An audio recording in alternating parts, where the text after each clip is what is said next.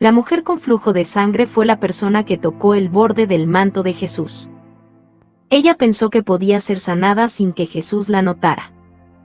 La historia de la curación de la mujer del flujo de sangre está registrada en los evangelios de Mateo, Marcos y Lucas. Es interesante notar que el milagro de la mujer con flujo de sangre ocurrió cuando Jesús iba a realizar otro milagro.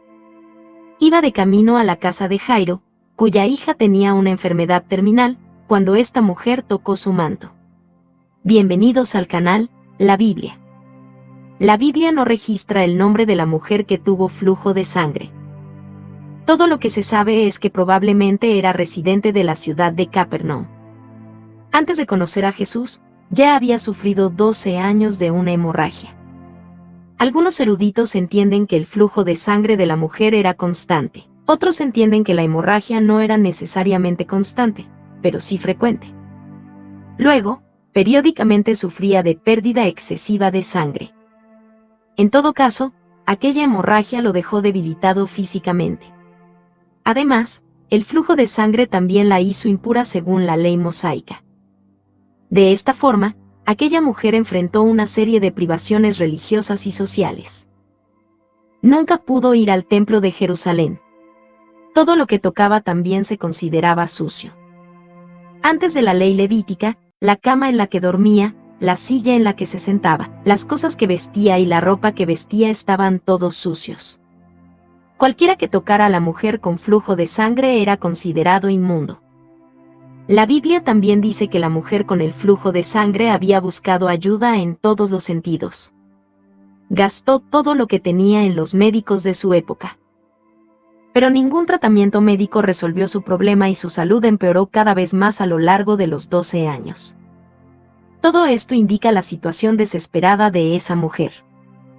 Durante los últimos 12 años había vivido en soledad, acompañada de vergüenza. Jesús caminaba por un sendero en Cafarnaúm rodeado de una gran multitud. Ya había sanado a muchas personas en esa región, por lo que era natural que la gente lo acompañara allí. La multitud era tan grande que terminó dificultándole el caminar. Había muchos baches y Jesús caminaba apretado y con dificultad. La mujer con flujo de sangre vio en Jesús la oportunidad única en la vida. Ella creía que si solo tocaba su túnica, su sangrado se detendría. Entonces ella salió de detrás de la multitud y tocó el borde del manto de Jesús, y al instante quedó sana. Pero la mujer con el problema pensó que podía tocar a Jesús en silencio, ser sanada y permanecer en el anonimato. Debido a su condición, naturalmente, no deseaba exponerse públicamente. Tan pronto como tocó el borde del manto de Jesús, la mujer supo que había sido sanada. Quizás por un momento ella probablemente concluyó que Jesús nunca la notaría. Sin embargo, la mujer con el flujo de sangre se equivocó. Jesús sintió que alguien lo había tocado de manera diferente. Por eso preguntó, ¿quién tocó mi ropa? Los discípulos pensaron que la pregunta de Jesús no tenía sentido. Mucha gente estaba tocando a la maestra en esa multitud. Pero Jesús sabía que alguien lo había tocado no solo con sus manos, sino principalmente con su fe. Aquí vale la pena decir que, como hombre, Jesús realmente no sabía quién lo había tocado. Pero como Dios, sabía que en respuesta a un toque de fe, el poder sanador había salido de él. La naturaleza divina de Jesús testificó que el milagro había ocurrido.